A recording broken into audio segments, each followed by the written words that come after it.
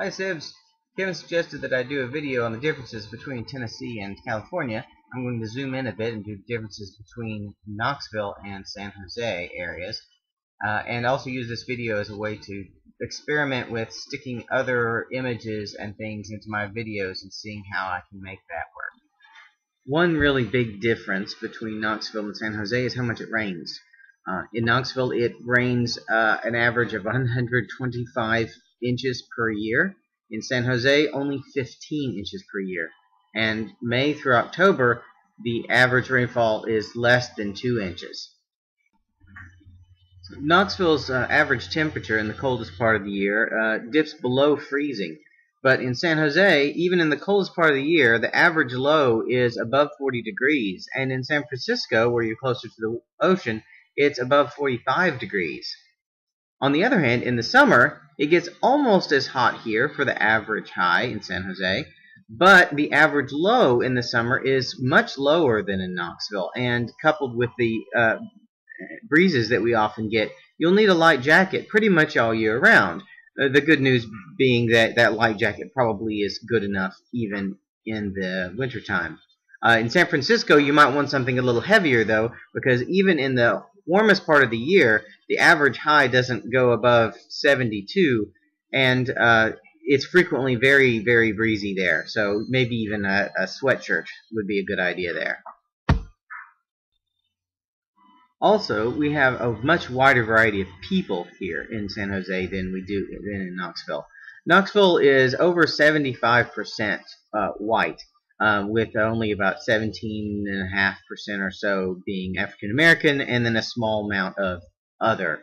Of the people who declare themselves white, only about 4.5%, I should say, only about 4.5% of all the people in the Knoxville area declare themselves to be of Hispanic origin. Here in San Jose, we're only about 42.8% white, 32% Asian, 17% a whole bunch of other stuff, a very small fraction of that's African American, and that 32% Asian is really broken up into Indian and Chinese and Japanese and Korean and Vietnamese and Cambodian and Indonesian and probably several others that I'm not thinking of right now. So we have a really, really wide range of people here. And also, even though it says 42.8% white, the question of whether you are Hispanic or not is a separate question on the census. So 33% of people here identify as being Hispanic, regardless of whatever the other race they declare. We also have a lot more people in the same area here. Knoxville's population density is about 1,800 people per square mile. The San Jose population density is almost 3 times that, with 5,200 people per square mile, which is why housing costs are so exceedingly high, and the houses are relatively small and have almost no yards around them. Couple that with the fact that it doesn't rain very much and you have to water your yard to keep it living, some people decide to just ditch the whole idea and just concrete in their entire yard and have basically a big porch with maybe a few plants stuck on it that they water separately, though most people go for sort of a post-stamp sized yard with sprinklers. And because it's so dense, it can be very frustrating to find parking at times, and it seems like you're always in someone's way or someone is in your way when you go to the grocery store, or at least that's how I feel about it compared to Knoxville. So I'll finish up with some do's and don'ts that you may find useful. Do dress in layers for any outdoor activity, because you never know, it might end up being a lot cooler than you expect, or warmer than you expect. Do try In-N-Out burgers. There's nothing quite like it on the East Coast. It's sort of like Johnny Rockets, but with a much more limited menu, and really unique French fries.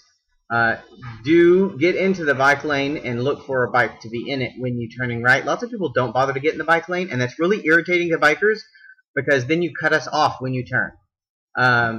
Do watch out for motorcycles riding the lines, which they are allowed to do here, and which drives Mary absolutely insane. Don't assume the exit numbers will be posted for exits on the interstate. A lot of times they just have the name, so watch out for the name. And don't order sweet tea unless you're in a southern barbecue restaurant, and there are a few of those here. In particular, Don't order it at McDonald's, even though they say they have it, because A, they don't know how to make it, and B, it's probably nasty from sitting around all day because no one orders it. Love you guys lots, and I hope you have a great day.